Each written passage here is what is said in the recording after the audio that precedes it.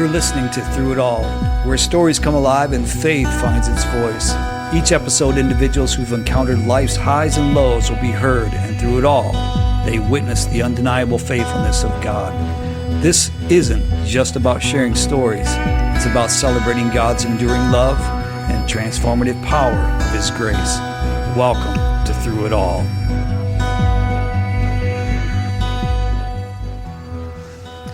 Well, thank you for tuning in and listening, and it is my honor and privilege to be today with Mike, Tracy, and Daniel Bosch. Guys, thanks for being here today. Thanks for having us. It's exciting for me because you guys are very dear to me, and so serving as a pastor in the church for what's been almost 20 years here, and one of the ways that I thought, I hear so many wonderful stories and so many great things in this office that I thought, man, we need to get these stories out there, because there's stories of triumph, there's stories of grace, there's stories of victory, and there's also stories of defeat. And so for me, I can't think of some people that I'm more excited about because I know you pretty well. All right. And so I always start the show with sharing how I know you. And so, Mike, I met you. I knew about you for a long time. Yeah, legend. You're a living legend, man. Yeah, you are a living legend. And so I knew about you. You went to a church north of here and have served as an elder here. And I got to know you even more. And I would say, man, your heart is absolutely just huge for your family. You obviously love your family, and you obviously love the people of God, and you've served in an incredible way. So we'll talk a little bit more about that. Tracy, you know my wife, okay, because you guys used to live near each other. Yeah. And my wife said you guys would meet in the woods and between the houses and stuff like that. And so it's just, she speaks so highly of you, and you remind me of your wife. So you're a little nervous about this today, right? I am a little nervous about this today.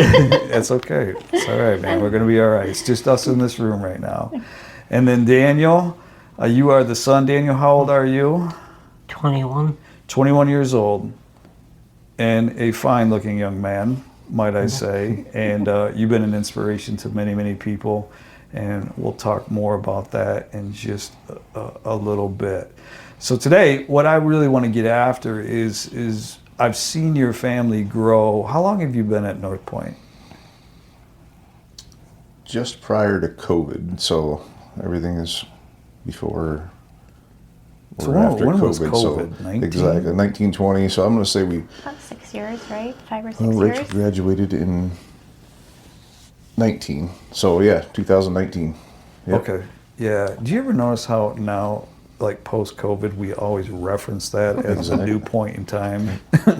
No World War II, nothing like that, or, a president. It's like, remember when COVID was around? That's when we started coming. I'm like, what? The best part is it's getting further away, so now it's like, Right. you kind of lose some of that. So one of the things that your family does that I've noticed is that you guys, let's back up. How did you and Tracy meet? I knew right away, actually. I can't say I knew right away.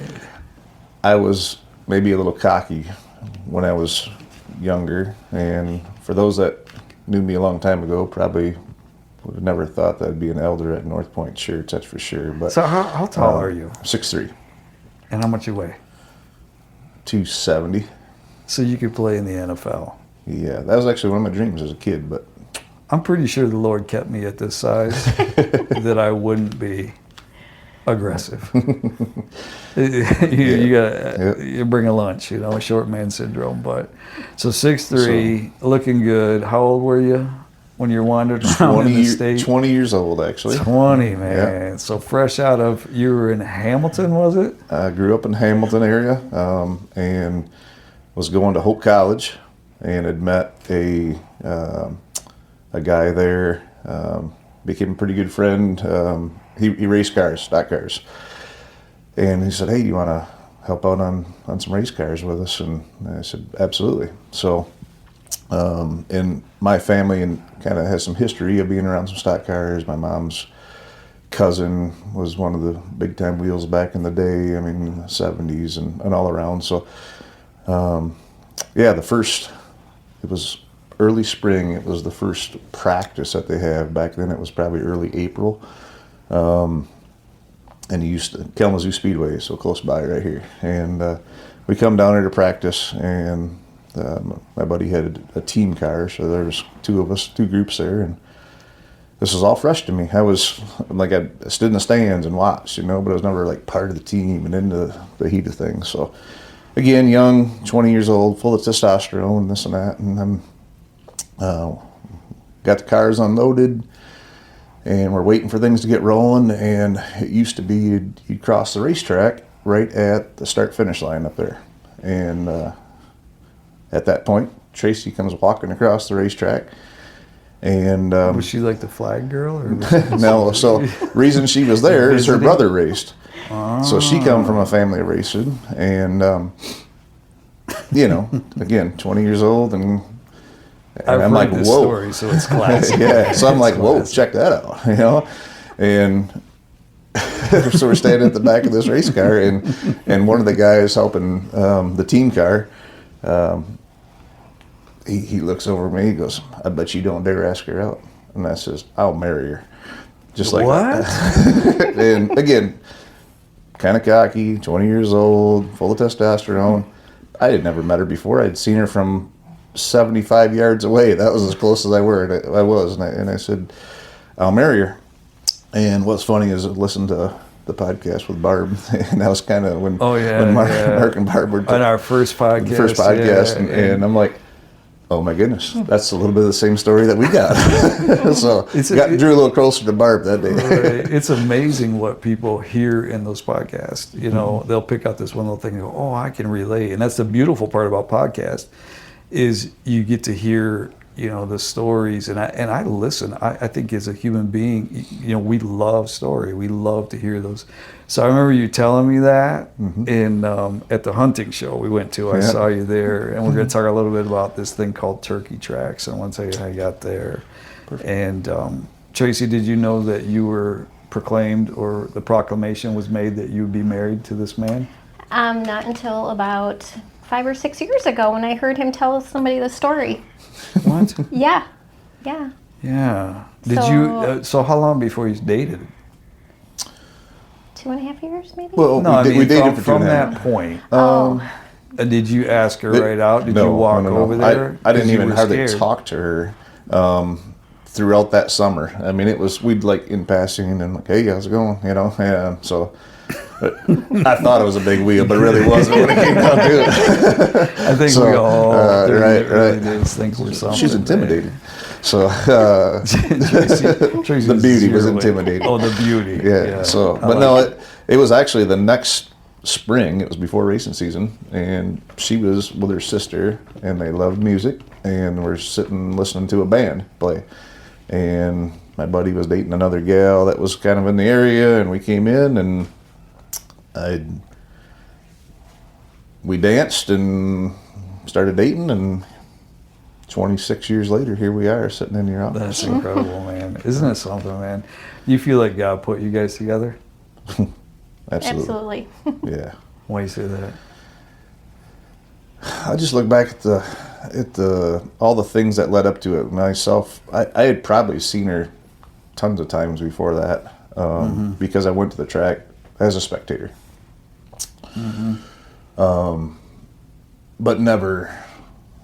I mean, myself being at Hope College, seeing my friend that then invites me. I mean, those aren't just coincidences. God had a plan for us, and yeah, absolutely. Yeah, it's incredible to think about that how God orchestrates. Like the name of this podcast is Through It All. It's amazing when you look back. Hindsight's always 20/20. And I definitely married up. I mean, like there were people like looking at this going, how in the world did you get her? You know, she's a Puritan. She's a godly woman. She's so wonderful. And yeah, the Lord blessed me big time, and He's blessed you. Absolutely. And so you started your family 26 years ago. Are you a racer?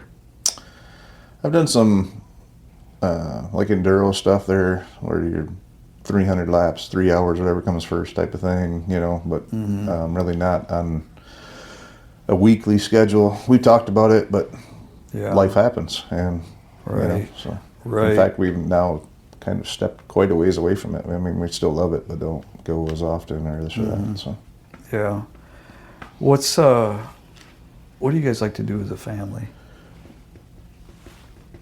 We have a cabin up north that we like to get to as much as we can. It hasn't been very often lately just because life gets busy, but we enjoy our time up there.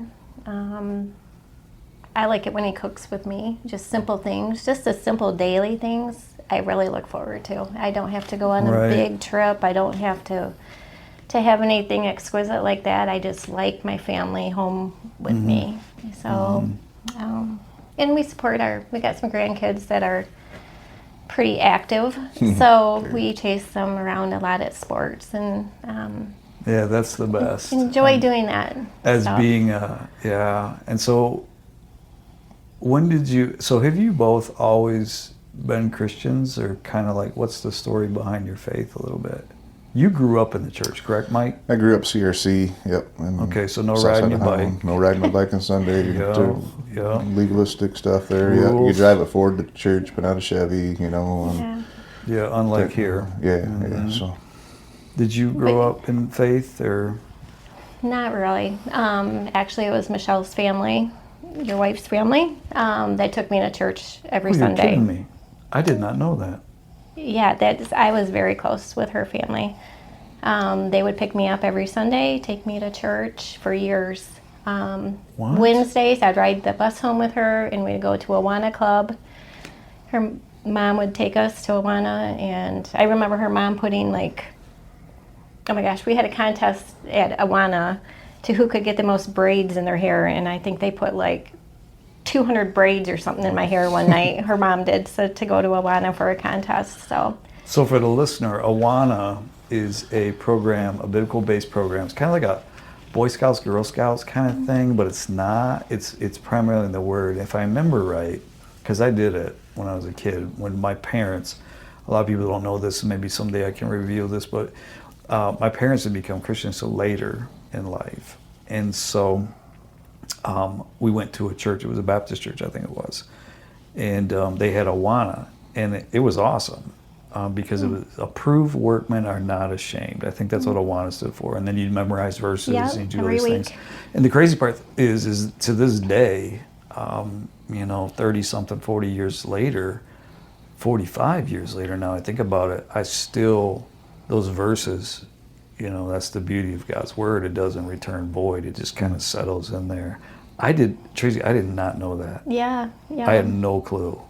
Yeah, so when I see my wife tonight, I'm going to be like, guess what I learned today on the podcast? Yeah. So when did you start having children? Right away, or? Well, I was married before Mike, and I was 19 when I had my first son. And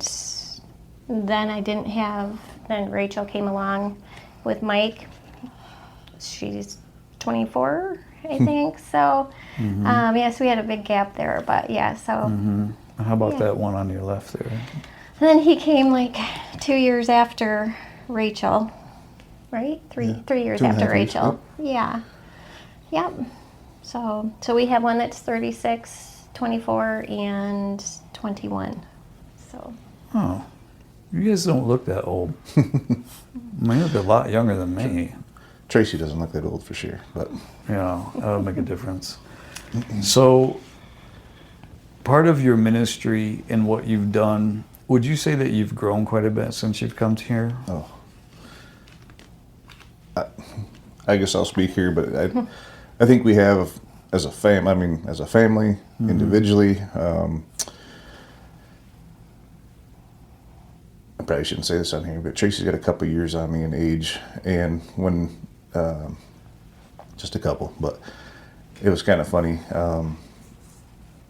when you called me up to say, "Hey, you've been nominated as an elder, or as a to be an elder. Would you consider that?" And that was the first year that we did the John of Lots, basically out of the Bible too, and and I hung up the phone and I said, "Tracy," I said, "Jason just asked if I'm going to be, if I'm consider being an elder at North Point." And she burst out laughing. She goes, "This is the first time ever you're going to be my elder." And I'm like, I'm sure God doesn't have plans for me for that, And I really didn't.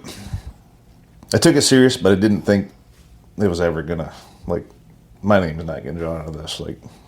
God knows my past. God knows my. You've probably not read the Bible and seen that it's always the weakest and the one that denies, the one that runs, the one that says, "No, I'm not doing that," and then gets swallowed by a fish. So I'm glad you didn't get swallowed by a fish.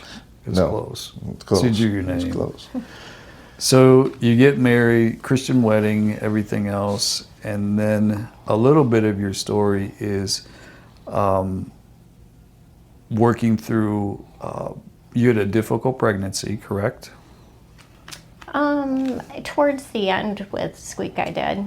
Squeak. Yeah. Daniel, Oops. his nickname is Squeak. Yeah. So we're gonna stay with that. And Daniel, what do you have? What is it called? He has Hurler syndrome. Hurler syndrome. Yeah. And Hurler syndrome is what? He was born lacking an enzyme that we all have. Each individual cell in your body is made up of components. Enzymes are one of those things. Mm-hmm. And each cell works just like our bodies. It takes food in, digests it, uses that energy, breaks it down to excrete it back out of that cell. This enzyme in particular is the one that helps excrete it back out of the cell. And with that missing, it becomes what they call a storage disorder. So if you think of it, if all you can do is eat and you can't get anything back out, it's, things are building up. So,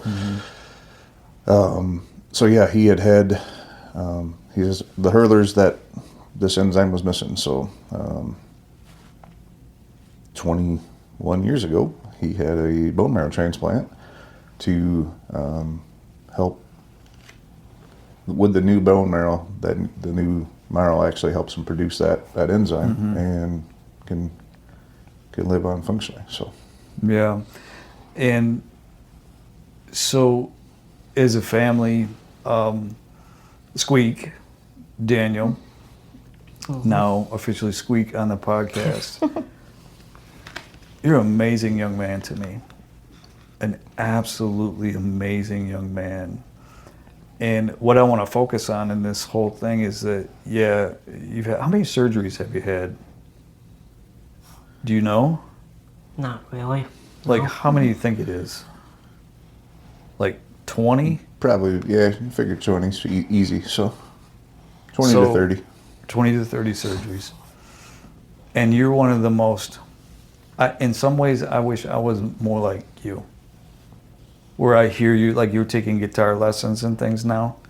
Mm-hmm. Do you want to be a country superstar, or what do you want to be? Just for myself, I guess. You do? Once again, proving the humility. If I was going to do it, I'd be like, I want to be like a rock star, man. I want to be in a band so people can see me. But, man, so you mean a ton to me. But what I've noticed about your family is that you've consistently overcome obstacles. Obstacles that people would say, hey, having a child at 19, that's a project, Yep.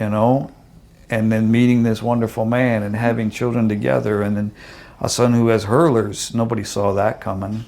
And now, but I look at you, and every Sunday when I see you, I just go, they still have hope. They still have joy. They still have this. And so what's most incredible to me is the overcomer in you. And it's overcoming the hurt, overcoming the pain, overcoming these things, and still being optimistic about God. And the crazy part is, I don't see, I'm not saying that about the church, but it's not often that you see people with huge obstacles that still say we're going to serve God. So Tracy, I want to start with you. Can I do that? Sure. Are you super outgoing and an extrovert? No, Right. not at all. So when Tracy came in, she's like, I'm a little nervous about this, and that's okay. And like I said, I see why you are my wife's friend. I mean, very, very similar. And I love the fact that you're kind-hearted. You have a very, very kind heart. I also know that you are serving with a program we have here called The Table. Mm-hmm. And so was that something you just thought, I want to be a part of, or was it kind of like, how'd that come about? Because you're serving people and you have to talk to people. You both are serving, correct? All of you are serving at the table, is that correct? Yep. So for the listener, the table is a place where we gather people together who are in need of a meal, and then also too, you're built into a relationship with those people where you have a table and those people are your people every week. So you're building, developing relationships and so on and so forth. So very extroverty in some ways. How did you ever end up on that? Yeah, so it started with Mike actually was talking with Kathy Lois, and I think shared with her that Squeak loves to cook and likes to just be a part of helping out that way. So he started working in the kitchen on the Tuesdays that they would have the table, and I would help him. We were just doing little odds and ends things, chopping vegetables and fruits, and I thought this is a good place for me because I am out of everybody's view. And I think that lasted like a year, and then we were coming on to the next season of the table, and Kathy said, hey, I want you to be a mentor. And she really didn't give me a choice. Kathy has that way of doing things. Yes. That's why we like her on staff. Yeah, I don't think she was going to take no for an answer. I call her the Bob Probert. And for hockey fans, Bob Probert was the enforcer. And he was kind of the guy that made sure nobody messed with Iserman or whoever it was. Mm-hmm. And so I gave her that nickname a long time ago. And so she's a phenomenal leader. So it doesn't surprise me. Did you have to pray about it a lot? Or was it like... I kind of knew that is something if I could come out of my shell and just say, this is the purpose that I'm here, that I would be able to do it. And that purpose was to serve here and to help others that don't have as much as what we have, and so I mean there was some praying, but there's also, regardless, I know I need to do this, and it helps me to understand other people and grow as a person too. Do you feel like you're being used by God? Yes, I've been with some really good families out there that I think my own past experiences helped me to be able to relate to them and understand them and give them some good mentorship and some good conversations. And I look at you and I think if there's anybody that should be at the table, in my mind, is someone who has overcome so many things. And it doesn't surprise me. And I wish I could convince more people that we don't serve just to make ourselves feel better. I don't see you doing that. Where are you serving from? Where does that desire to serve come from?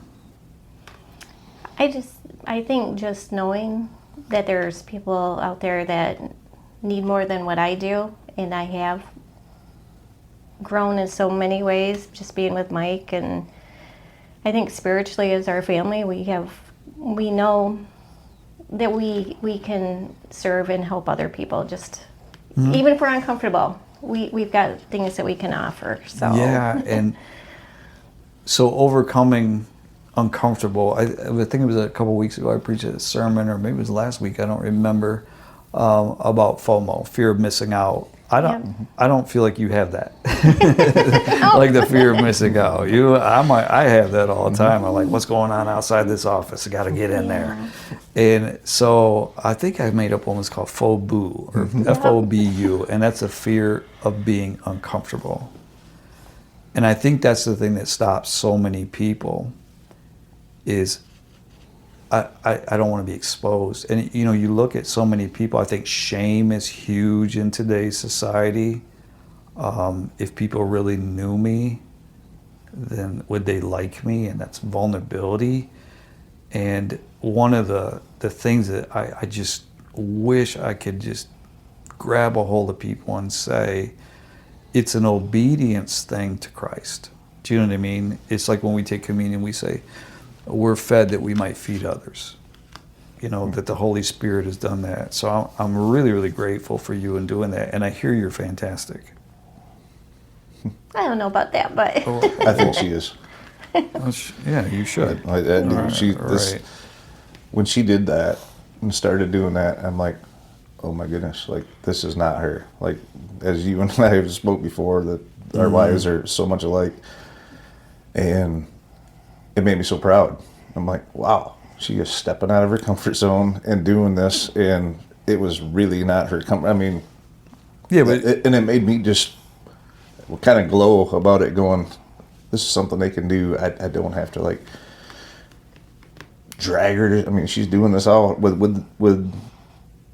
Squeak and her together, and I'm like, this is awesome. I was just so proud. I mean, I don't know how yeah. else And to say so, it. Squeak, you're in the kitchen, right, cooking, and you've done, like, I'm not gonna lie to you, man. You drop some of the best pulled pork smoked. Like when you guys show up, it amazes me because you have been cooking for our elders and deacons for once a month. Every other month we have a dinner together, and when you're on the docket that day, there's great joy. Incredible joy, because we know we're gonna have mac and cheese, we know we're gonna have some sort of pulled pork something, some beans. I mean, just a straight Southern thing. Do you feel that's a great way for you to serve? Yeah. Why do you think are you the type of person that comes naturally to you, or maybe just a sense? Why do you do it?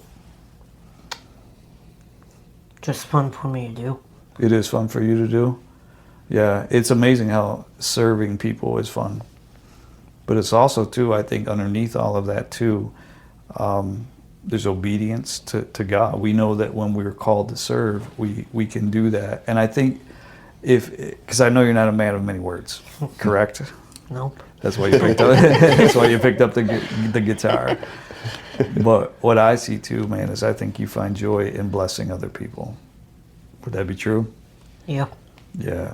And I wish we had like this is on video or something, because we could pull up your smoker, which is like the coolest thing I've ever seen in my life. Mm-hmm. And so I have smoker envy in a big way. But you bless people, and sometimes I think we think that in order to bless people, we have to have a lot of words, and we don't.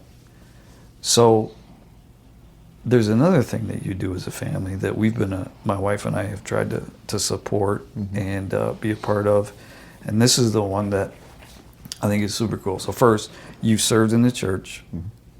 You were a phenomenal elder.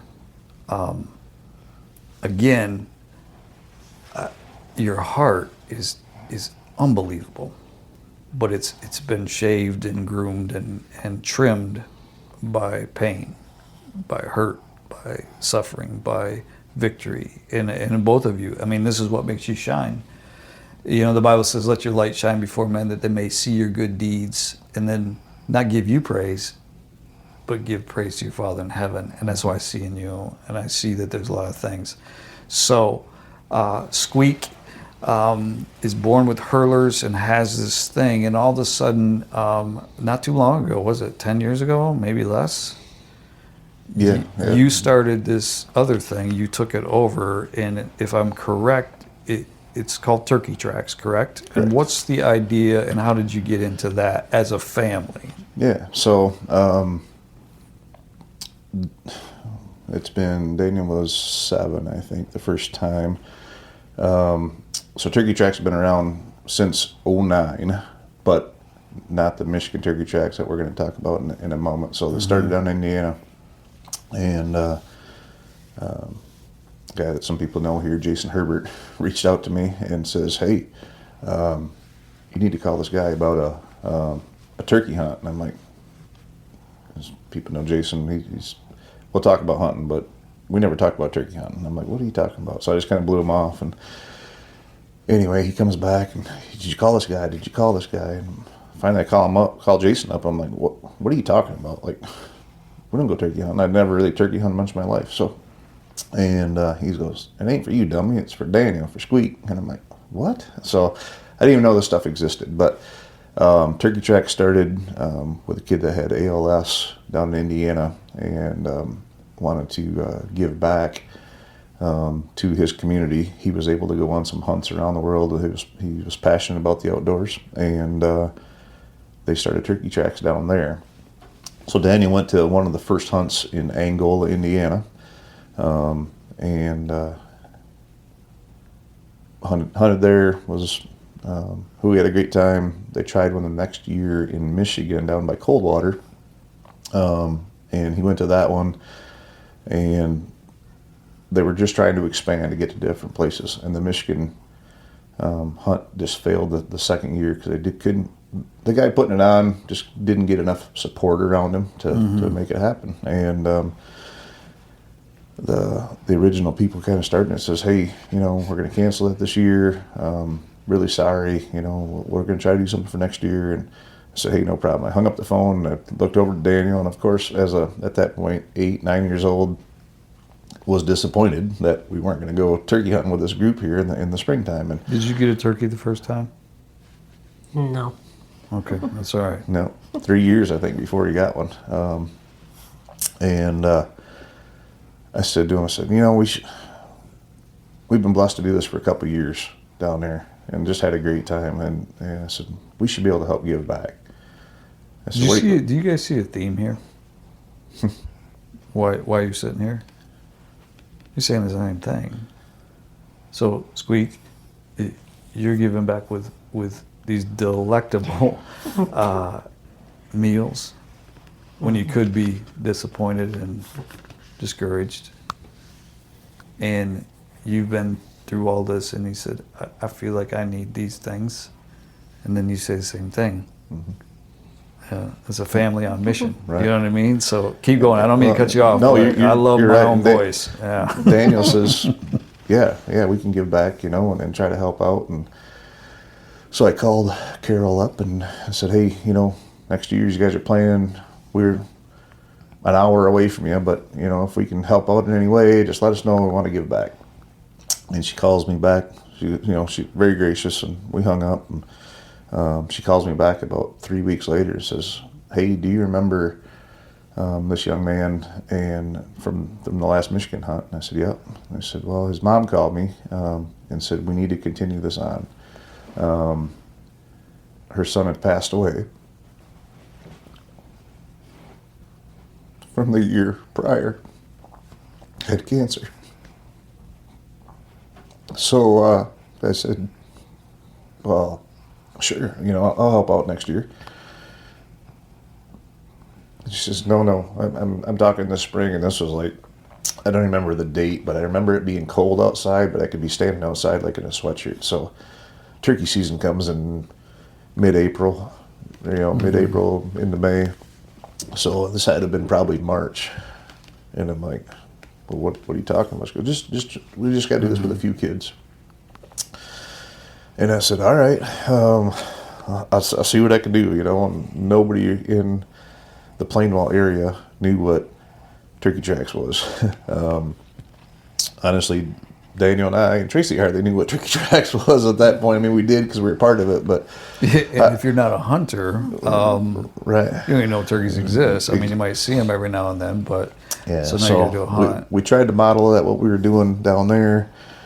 hoping for 2 or 3 kids. I get 7 kids signed up.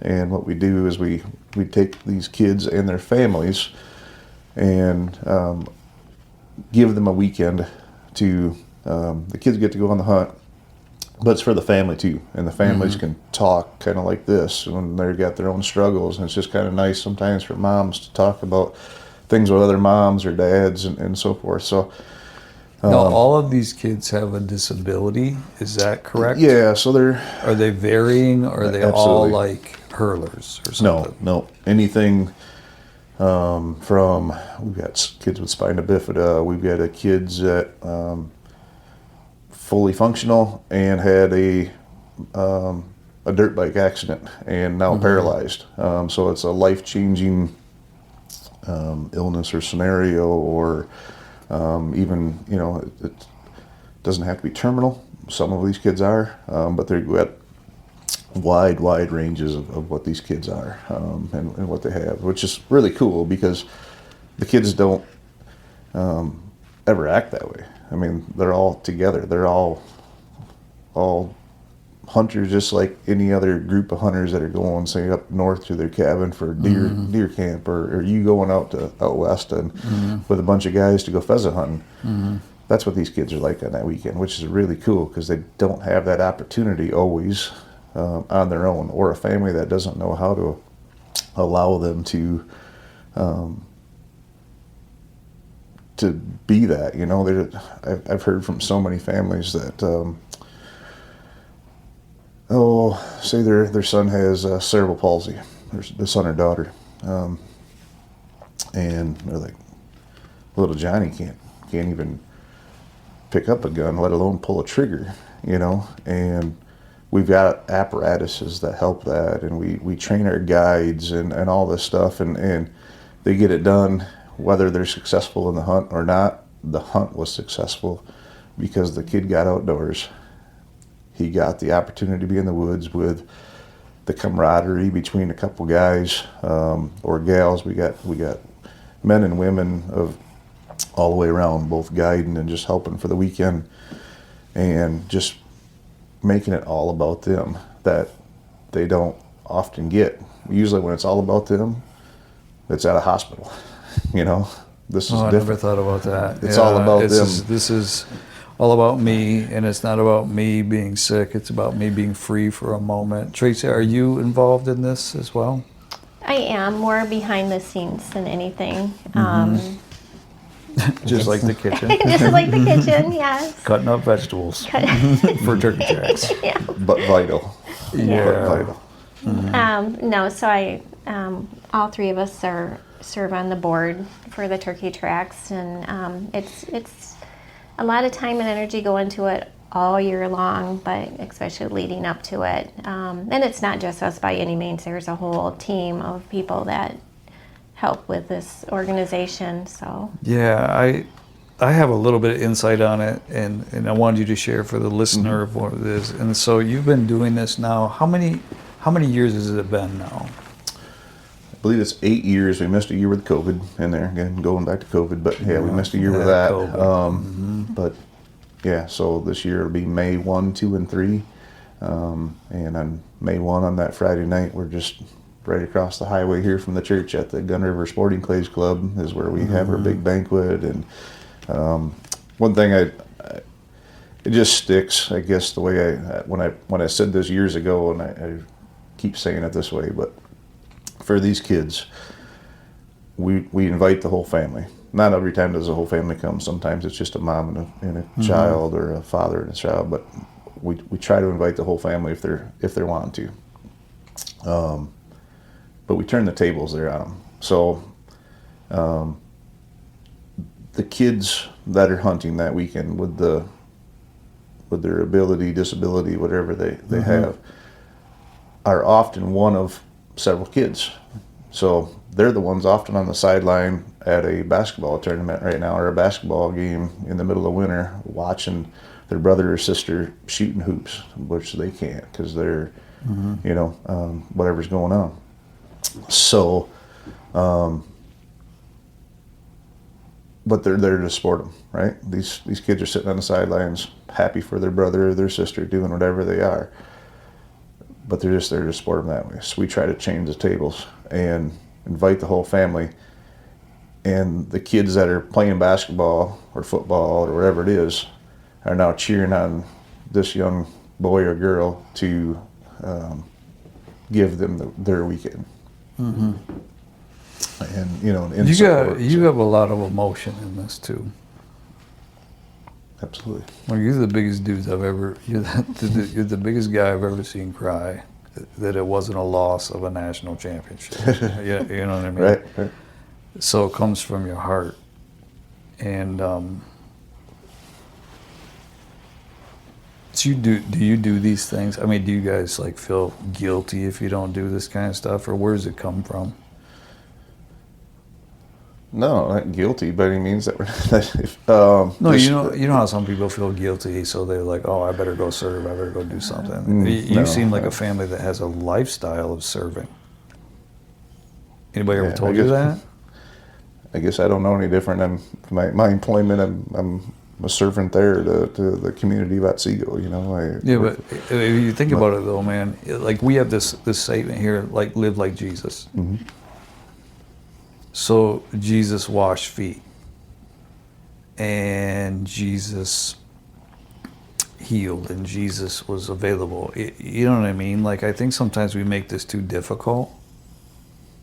Like, won't you agree? Like, me giving up an hour or me giving up a day to bless other people, that's so foreign, I think, in many people's minds. Like, the thought of serving in church in a nursery, or the thought of serving, taking time to go and be a part of it. Like, I know my wife and I, we love coming. I don't like getting up that early and hunting.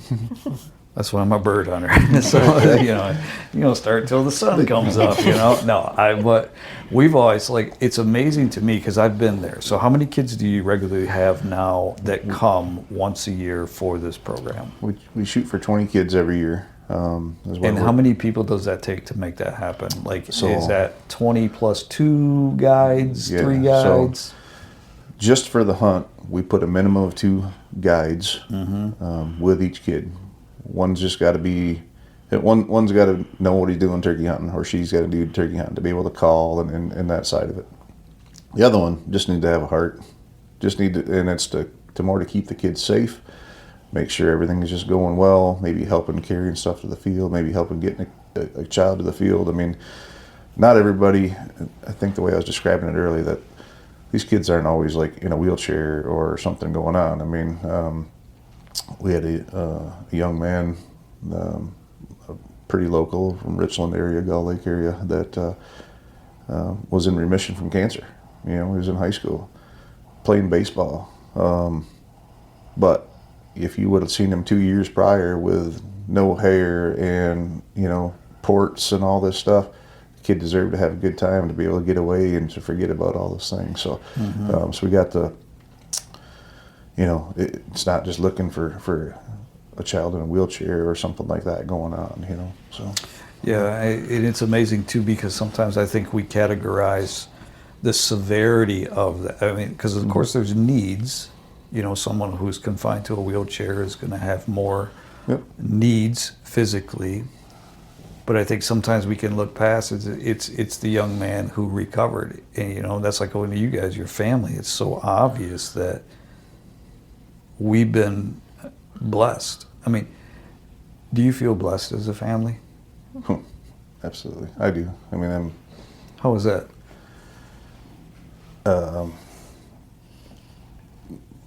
We got a warm home to go to. We're able to share with others. I've got, we can come here to worship with, friends and those alike to our God, and we may not be millionaires or that. We're looking at that, but we got. What do you think of your son? He's amazing. He truly is, isn't he? And you're an amazing dad. and you're an amazing mom. Thank you. So I don't want to choke you up, Mike. So I think God looks at you and he says, you're amazing. You know, and that's one of the things that gives us hope and gives us joy and keeps us moving forward is the fact that he really, really loves you, you know, with turkey tracks or without turkey tracks or whatever. He loves you, whether you're cutting vegetables or sitting out breaking through that, like, how do I say something? I want to go home, you know? And you're like, man, I don't want another surgery. We just prayed for you not too long ago in here, didn't we? Was it right before your last surgery? Yeah. And you had a hip replace, wasn't that right? Yeah. And then, I don't know if this is true or not, but I believe a miracle happened in your life because your dad sent me a picture of you after the hospital, and you're walking down the hall, an hour after, a couple hours after the surgery. Yeah. And then I think I texted you a couple days later, and you're like, yeah, he's going up and down the stairs. And I'm like, man, I sprained my wrist. I'm done for a couple weeks, you know. Right. So blessed as a family. And it's amazing to me that your heart's, you're functioning. Do you think it's important for people to serve and to be a part of that? Like, not just turkey tracks, but Sure. what would you say to someone who's saying, man, what does it do to your heart? Like, because I can go down rabbit holes pretty quick, so I got to be careful here, okay? But I remember when I first started serving or I started doing this, there was always something in it for me. Do you know what I mean? It made me feel better about myself, or it made me, you know, man, I went and helped these kids that don't have much, or this and that. But the Bible is the exact opposite. You know, it's like you serve at Perigo. Mm-hmm. And he just made it pretty similar. A cup of cold water, you know, like that seems like it's too small, you know, or whatever.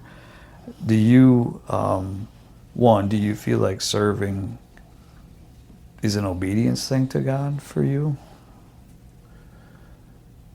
Yeah, I think it is.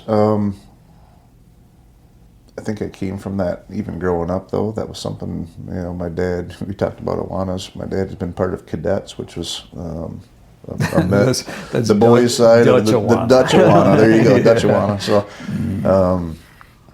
and, you know, so I remember him and my brother being, you know, leaders growing up there and in that. And so it's what we, you know, it was kind of instilled in me with some of it, but we love that, you know, like it's not to see. I love to see a child grow, like if it's through cadets, or, you know, if they grew in their faith and we could have an impact on them for that. If it's in turkey tracks, the stories that I hear, and I'm not in the fields with these guys to when they're doing that, so that's why there's, you know, like a couple of them with each kid, and to come back and listen to the stories and listen to the kids laugh. I mean, one of my favorite stories is one of the first years we did it. We had a young man with cerebral palsy. Turkeys weren't working out. They could see him. They were hundreds of yards away. The kid had every difficulty that he could have to make this happen. And we had him set up an apparatus. And the guides said, "We're here to have fun." And he sends me this video. They went out there and they take a 2-liter, because they were eating snacks. They've been, you know, like just do whatever. Take a 2-liter, filled it with a bunch of water from the creek, and they set it out there, and they let this kid shoot this 2-liter and blow this 2-liter up in the field. And to listen to that kid who was nonverbal squealing with laughter over that, it's really cool. To give them an opportunity that, one, their parents said they couldn't do, you know. He didn't have to harvest a turkey. It wasn't about harvesting a bird or the hunt portion of it. It's about the family and the connections that you make through it. So It's an amazing story, man. I think sometimes in our society, we place such a premium on me. You know, I'm sure you guys have seen this hundreds of times, and it's all about me. You know, I got to make sure I get mine, and I do this, and I do this. And I think when you come face to face with people in the smaller things, like to us, just driving a car or going somewhere or cooking a meal, you know, it's just becomes just, we don't care, you know, it's like, oh, that's just I'm just doing this. And then the first time something's taken away from us, you guys have grandkids, right? Mm-hmm. I love I love watching my sons adjusting their lives to their children now doing what they did to me. Tell me you don't love that, man. Oh, yeah. I'm like, you watch, you know, but that's instilled in us, and that's what makes me very excited for you, and I really think you're a testimony in so many ways, you know, from the table to serving and making yourself available. And then running something like this, because we all know that that's not, I've been to the turkey tracks and watched what a production, I mean, sometimes serving takes a lot more than just, hey, we're going to hang out, you know? Yeah. And I think that's something too, where you're investing. Are these long-term relationships that, like with your table, Tracy, is that like something that, how do you care for those people when you're not around them? Do you guys pray for them and stuff? Oh yeah, and we touch base to see how their week is going and that they're doing well if they need anything. Like I said, we've been pretty fortunate with what we've been given, and not everybody is there yet, so we just want to make sure that we can help them and guide them.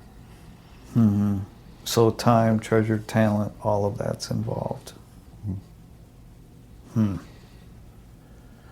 That's incredible. I mean, they become more like our family as well. You know, I mean, not just from Turkey Tracks kids to even, you know, the like our family at the table. You know, that it's not just here. We'll talk about them through the night, through the week, through the, you know, like, wonder what's happening there. I hope this is okay. I hope their kids are all right, you know, and praying for their kids through those different things. And that's, that again, they're not just a acquaintance or where we're at.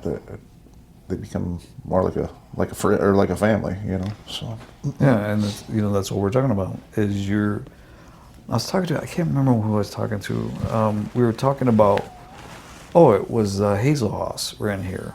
And we did a show with them, and they were talking about how much time, and that's the most precious thing we have now. You know, I look back on my life, and I'm like, where'd it go? You know, like I had so many things I can invest my life into. And I think we maximize, or maybe sometimes we prioritize wrong, that I need to do a bunch of this because that makes me feel good, and then I don't have to deal with people and, you know, in our society. And yet the most life-giving thing is being with people and pouring into people. And that's what I commend you for. I mean, just that consistent and constant way of doing that. So, yeah, I'm so blessed by you guys. I mean, I really am. And you vested into into my son and different people. And I think that's what we all have to be about. So, Squeak, what's your favorite band? Is it? Let me ask you this: Is it? Are you one of them country kids? Or are you like more rock kid? More country. I was hoping you wouldn't say that. Because your mother is she's a country artist, right, man? Favorite artist, my friend, who is it? Like a Kenny Chesney, or who is it, man? Like Brooks and Dunn, or come on now. Probably Luke Bryan. Really? Wow, man. Yeah, I've never been able to get myself into country. I don't know why, but maybe because I live in Michigan.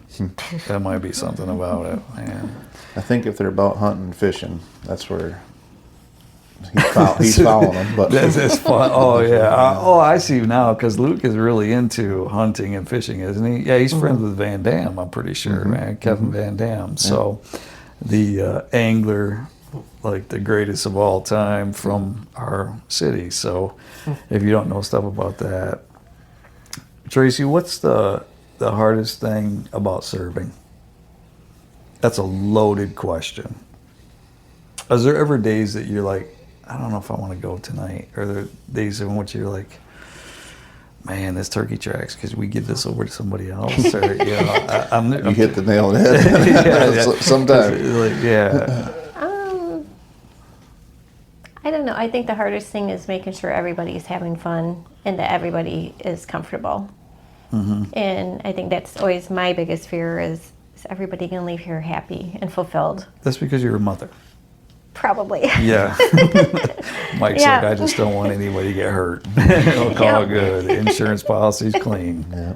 So. Yeah. No, I think that's the biggest thing for me with the table or turkey tracks is just making sure that everybody leaves fulfilled, you know, and that they leave feeling better than when they came there. So. Yeah, I use this a lot. You guys are contributors, not consumers. You know what I mean? I always tell my family, there's one thing that I remember a buddy taught me, well, maybe a pastor a long time ago, about making spiritual deposits.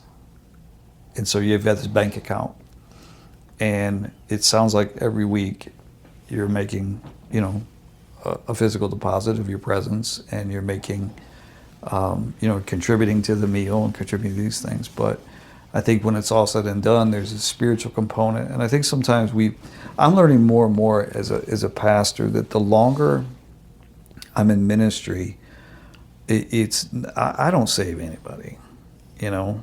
Do you know what I mean? Like the Bible says that, you know, be ready to give an answer. And then it says, to anyone who asks, what's the hope within you? Do you know what I mean? So there needs to be that visible sign, and that's what I'm seeing, that I just want to give these kids a little hope that, yeah, this life is short, and this is, and what you have, I recognize. That's painful, man. I mean, Daniel, you have hurlers. I don't want you to have hurlers, but God created you and loves you, and I mean, has given you these gifts and the kindness, and I think sometimes we learn more from those people who maybe don't, you know, expect much or this, and we sit in the presence of those people, and we're ministered to as well. But those spiritual bank account deposits, you know, I always tell my family, I tell my kids, I want to put as many as I could in, because someday I'm going to take a withdrawal. Someday we're going to have a come to Jesus meeting, you know, and so I want to make sure there's enough in there. And so, yeah, I'm very, very grateful for you guys. What would you say is the way that your family's grown the most since serving in so many capacities? Do you ever find it hard to make time for yourselves? We do, yeah. So there's and that's balance. why when Tracy said, you know, it's just nice to cook together or this or that. I agree with her. Like at first I'm like, well, whatever, you know, we're cooking together, you know. But then I'm like, that was fun, and Presence. and it was time. Just us. I mean, it could be the three of us, but it's just us together that are doing this stuff, and so yeah, as she said, you know, it can be difficult to every day do we just wake up and, yeah, we're ready to hit this next board meeting for this or to, you know, but we're called to do it, and that's where we're at. And, you know, but when we get done, I think every day you look and go, it was worth it, you know, Really? and at least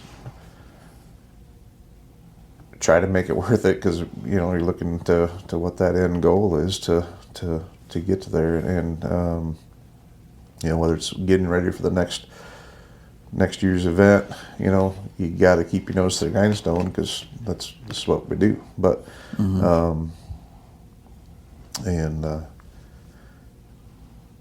it's just so cool to see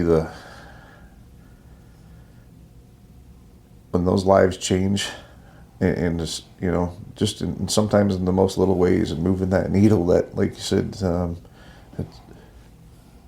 to me, that makes it all worth it. When you see a family at the table, and this is my first year helping with this, you know, for this first time, but it's just really, really cool to invest into those that, and to see little things change, whether it's a child, even may not be the mom or the dad, it might even be the child that you just have a great conversation with that night and go, man, you know, I think he or she needed that, you know. I needed that. I needed to hear back from him that or her, you know. So Yeah, it's the investment. It's the investment that I think it's consistency of investment. It's saying that, I mean, the Bible is very clear that don't think of yourselves more highly than you should. And I believe that if we are Christians, we are called to be, yet we need to be filled. Don't get me wrong. So I fill myself by the scriptures, and I fill myself by prayer, and I fill myself with what God has. But we also got to be poured out. Do you know what I mean? And Jesus said, hey, I didn't come to be served, but hey, I came to give my life as a ransom for many. And that's been incredible to witness in your lives. And because I've seen you, again, I keep saying this over and over, I think I might be your biggest fan. I mean, other than Tracy and Squeak, but I'm close because I've seen the presence of God in your lives. I want to leave you with this final question, okay? What would you tell someone who's kind of on the fence of serving? What would you tell them to do?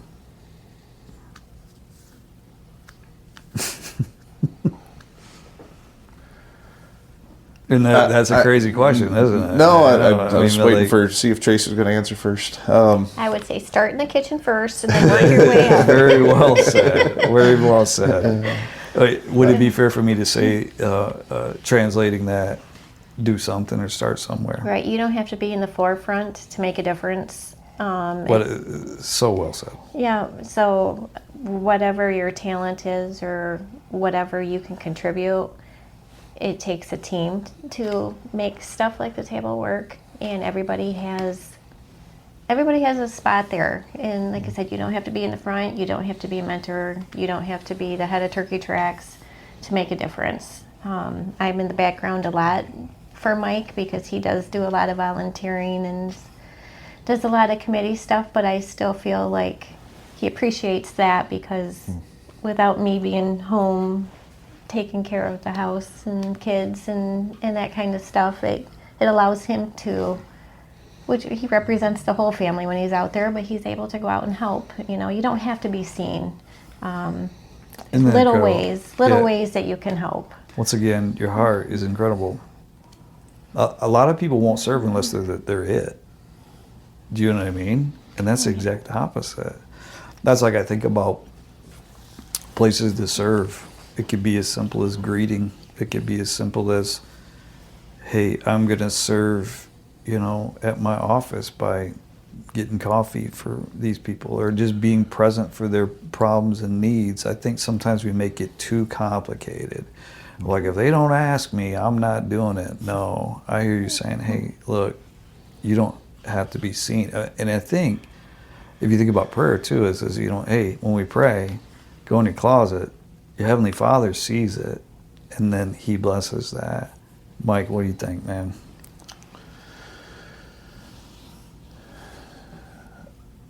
I agree. You got to just start someplace. So I'm a little more extroverted, obviously, than Tracy is. So I'm okay with getting up in front of somebody and talk. I mean, it's not super comfortable. I'm not ready to just go preach a sermon on Sunday, but I can do that. I mean, I can get up in front, and not go just sweating bullets. But I look back at Tracy and at Daniel, and for them when they started, like I said, it just made my heart just like the Grinch girl 10 times or whatever, because I'm like, I could see. I think Tracy needed it too. Like when she started doing it, and I'm like seeing these little things, and she come home and we just discuss how it went, and just to hear her grow in that way, and I'm like, man, this is awesome. And it's just, as you said, just the littlest thing can do it. I mean, if it's going to snow this Sunday, more than likely, show up a half hour early and help shovel them sidewalks here. You don't have to, nobody's going to know it. You have the shovel put away before anybody shows up here, and just little things that if you think about it, you can, and it doesn't have to be at church. It can be at your place of work. It might be in your family. I mean, we all have had, I think most of us have had some families that are, they need some help too in times, and be that person. I'm just going to step up and want to do it,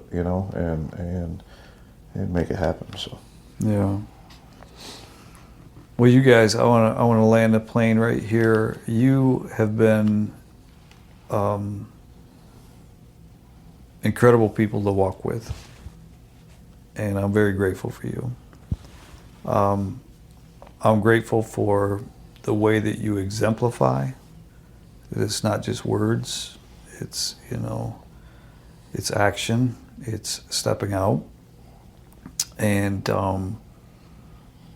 I can't express how grateful I am, because you minister to me, whether you know it or not, and your kindness and your, when my wife had lost her father, just seeing you sitting there, once again, your servants. And on that day you served, just being present. And so I'm very grateful for that. But I'm also very grateful for just the way that you carry yourselves, and I hope and I pray that God uses you as an example that will spark other people to give of themselves, rather than just, it's easy to write a check, you know what I mean, if anybody writes checks anymore, but it's easy, to give online or whatever you want to do. I don't even care about that, but it's so much more. And so you've got a lot of investments and some pretty big accounts where you're putting in each one of those. Squeak, any last words you want to give us, ma'am? Nope. That's a great way to do it. So thank you so much, guys, for coming. And Tracy, thank you for, once again, stepping out and making it happen. And I'm very grateful for you. Mike, I love you big. And your family I love just as much. So thanks for being here, guys.